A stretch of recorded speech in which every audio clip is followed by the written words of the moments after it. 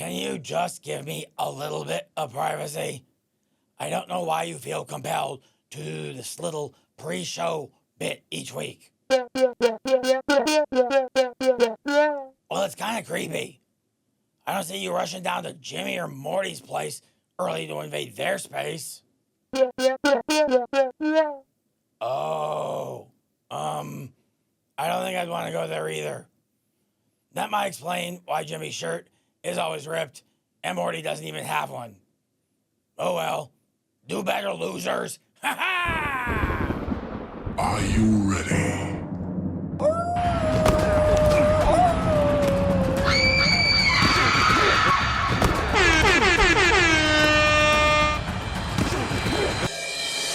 I'm just Jim.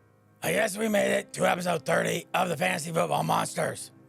I'm the eternal, feeling less than infernal, Fun Murder. And shambling in as usual, the decomposing disaster, Jimmy. I heard you were talking shit about my wardrobe. It's not that I don't have nice stuff, it's that I'm more of a bloody, holy t-shirt zombie. So as usual, fuck you, Snowflake. This may be the first time a necktie has ever appeared on a fantasy football show. Someone I really doubt has a necktie is Morty.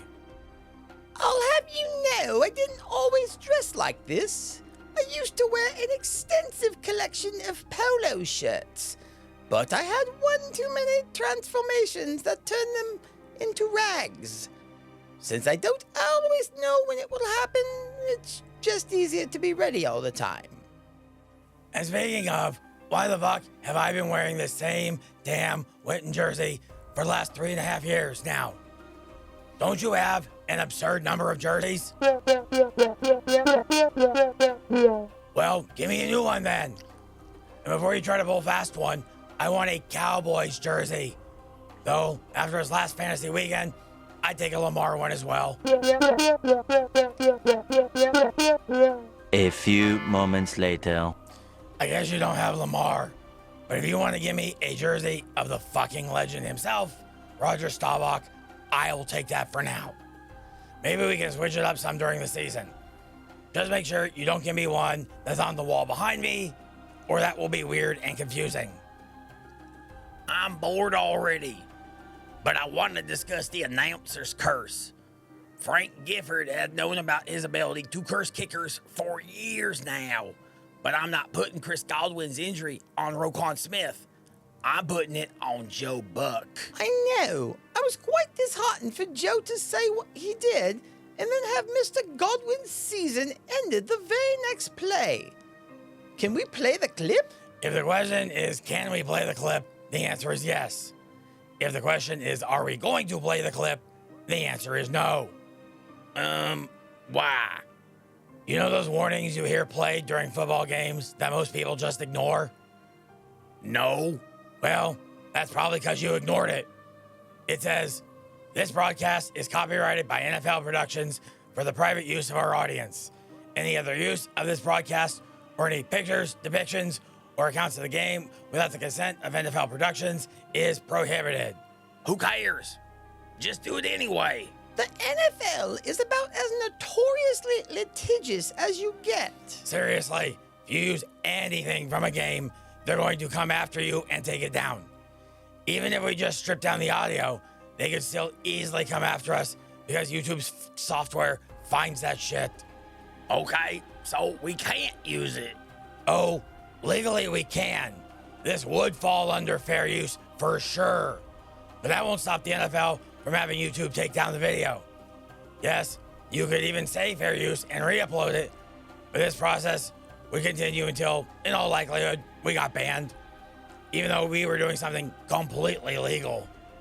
Perhaps you could reach out to the NFL and see if they would grant us permissions to use the clip. You actually did? What did they say? It bounced? That's fucking fantastic. Anyway, we're just gonna put up a picture of Joe Buck and give you the quote.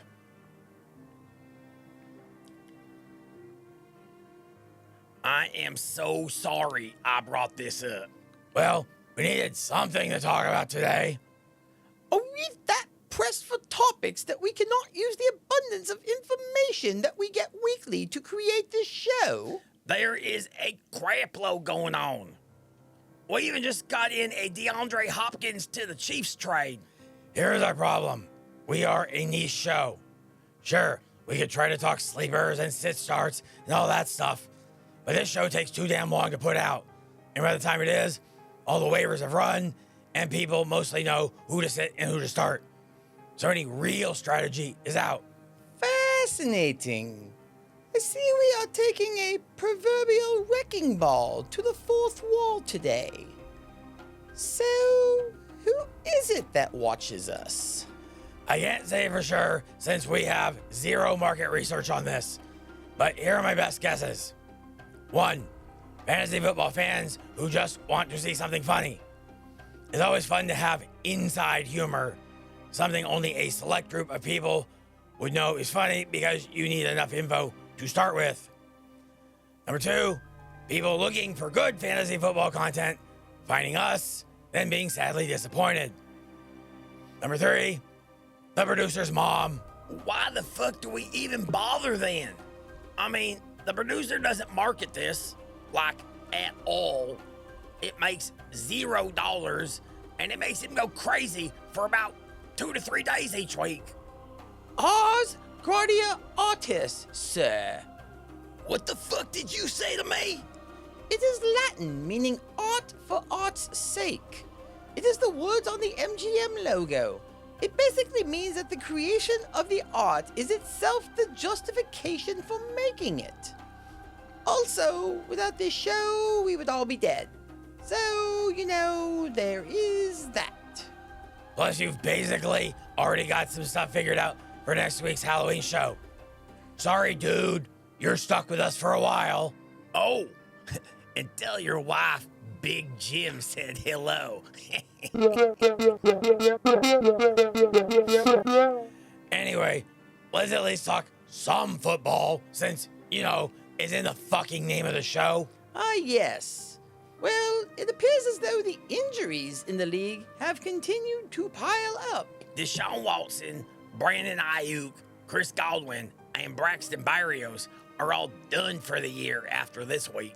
Juju Smith-Schuster, Aiden O'Connell, DK Metcalf, Mike Evans, and Jaden Daniels are all likely to miss 1 or more weeks from injuries sustained this weekend. Oh, and Deebo Samuel is in the hospital with pneumonia, but it looks like he's out now. The state of the NFL has gotten so bad that there was a press release from the New Orleans Saints circulating that they were holding open tryouts to find people to replace the 40% of the team that was injured. The press release was fake, but reports are that quite a few people showed up at the stated date and time, with at least one former NFL tight end flying from South Florida to audition. Listen, I get injuries are part of the game, but you have several teams that are just completely decimated with injuries to the point of being nearly non-competitive. I don't really know what to say. I have several leagues where I have just been wrecked this year, and sometimes the injuries just cascade. I didn't really draft Tua much, but I did draft a lot of Tyreek Hill, and his fantasy performance has been terrible because of Tua's injury. Yeah, even I'm starting to feel bad for you, Von Murder. Several of your teams look like the Saints looked like on Thursday night. I mean, there's a team, but you know they aren't going to win. Is there a specific need you have to always poke the bear, Jimmy? Or in this case, the vampire? I don't care. Listen, still 13 for 13 in Fantasy Cares Eliminators and finished first place in 5 of them this last week. And I still won more head-to-head leagues than I lost.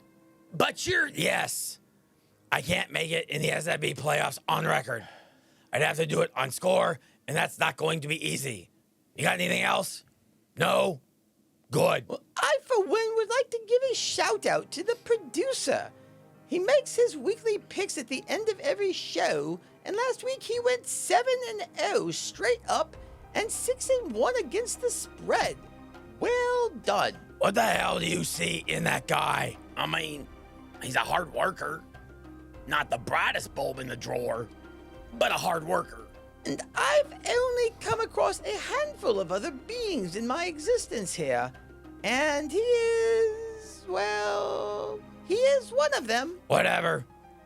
And finally, if you're in the US, it's time to vote. This is super important that everyone gets out there and does it.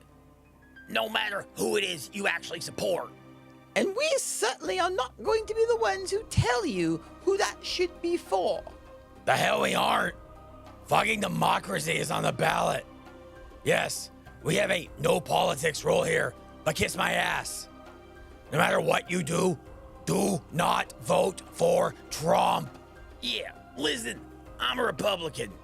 I'm fairly gross with a noticeable mean and evil streak. Donald Trump is too gross, too mean, and too evil, even for me. Some people want to question Kamala Harris's credentials. While she actually is considerably more qualified to be President of the United States than Donald J. Trump is, the major point we're making is that you should vote for her because she is not Trump. When all three of us agree on something, you know there's something there. We've had about enough of this racist, misogynistic, hate-breeding, felonious bastard. He got fired in 2020. It's up to you to say fuck you to the con man and keep him fired. Dude is literally running for president so he can avoid going to jail. If he knew the laws better, he would know that even becoming elected may not prevent him from going to jail in New York. He can't pardon state crimes, only federal ones. It is insane to me that he's even this close to the presidency again. So no, fuck him. Unless your net worth is over $10 million, I promise you a Harris win will leave more money in your pocket anyway. If you're a billionaire, sure, you may have some evil financial reasons to vote for him. But if you're a billionaire watching this show, please note that we're still not being paid and donations are greatly appreciated. Okay, enough PSA. We're done. For Jamie and Morty, I'm Von Murder, reminding you that next week's episode will be better than this one. I can promise you that. Ha ha!